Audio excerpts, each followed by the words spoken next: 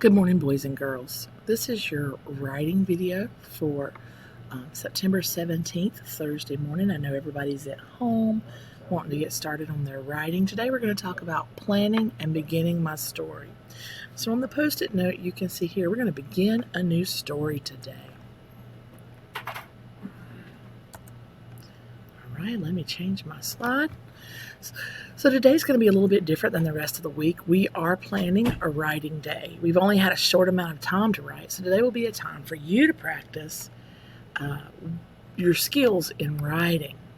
We need to be sure we're writing our best work. Personal narratives are true stories that have happened with you in them.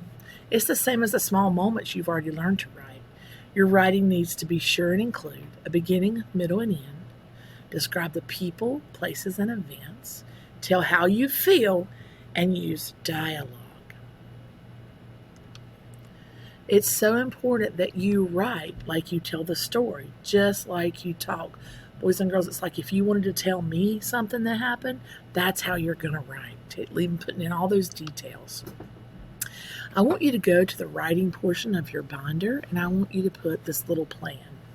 You're going to pick your topic. This is my topic, but you're going to pick your topic. Okay, you're going to write your beginning, just a phrase or a few words to remind you how you want to start. Then you're going to write middle, like what you want to write in the middle, and then something you want to write at the end of your paper. This is a simple planner or outline that you're going to put in your binder. When you are done with that, you're going to make a copy of the document and begin writing your beginning paragraph. It's okay if you've only put your topic on and not the title. That will come later. Just another slide or two. Oh, actually, I think that's the end of the slides. So boys and girls, today my expectations are that you put that planner, that little plan, beginning, middle, and end in your binder in the writing section. Be sure to date your page. And then make a copy of the Google Doc and write your first paragraph.